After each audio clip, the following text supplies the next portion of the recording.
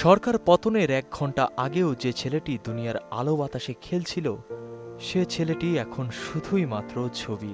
চাইলেও চোখ খুলে দেখতে পারবে না তার আন্দোলন সফল হয়েছে। যার জন্য আন্দোলন করল তা না দেখেই চলে যেতে হলো দূর থেকে বহু দূরে।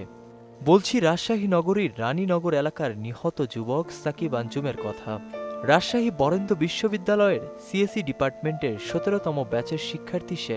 লেখাপড়ার পাশাপাশি বাবার দোকানেও দেখাশোনা করতেন সাকিব। পরিবারের বড় সন্তান হারিয়ে তার বাবা মা যেন আজ নির্বাক। বাবা মার পাশাপাশি বিবাহিত সাকিবের স্ত্রীও নির্বাক তাদের ভবিষ্যৎ নিয়ে। তাদের কান্নায় যেন কাঁদছে চারপাশ। ঘন্টাখানিক পর আবার আরেক ভাইস্তে আর আমার মেজর ছেলে লাশ দেখতে পায় বলছে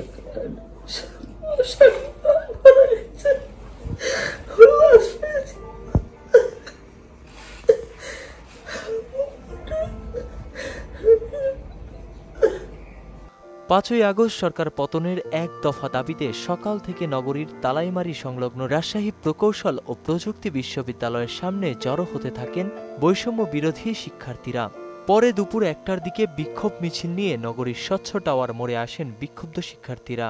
সেখানেই পুলিশ এলোপাথারি গুলি করলে গুলিবিদ্ধ হন ৩০ জন। পরে পুলিশও পরিস্থিতি নিয়ন্ত্রণ করতে কাঁদানো গ্যাস ছোড়ে। এতে আন্দোলনকারীরা ছত্রভঙ্গ হয়ে যায়। এ সময় বরেন্দ্র বিশ্ববিদ্যালয়ের শিক্ষার্থী সাকিব সহ অনেকেই পালিয়ে শাহ মখরুম কলেজের পাশে একটি বাড়িতে আশ্রয় নেয়। সেখানেই আওয়ামী লীগের নেতাকর্মীরা ওই বাড়িতে সাকিবকে কুপিয়ে হত্যা করে। সাকিব আঞ্জুম ভাইয়া আমার সাথে ছিলেন।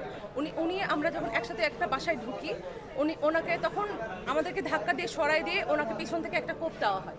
কোপ দিয়ে যখন উনি কলের পাড়ে পড়ে যান, সেই বাসার কলের পাড়ে যখন পড়ে যান এবং আমাদেরকে ওই বাসাতে একটা রুমে আটকে দেওয়া হয়। ওইখানে আমরা ১৬ জন একসাথে ছিলাম, প্রায় ২ ঘন্টা মতো ওখানে আমরা আটকে ছিলাম।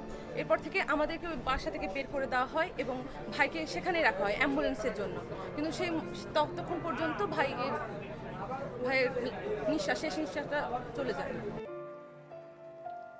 নাসিমুল বারী সৌরভ, মোহনা ডিজিটাল।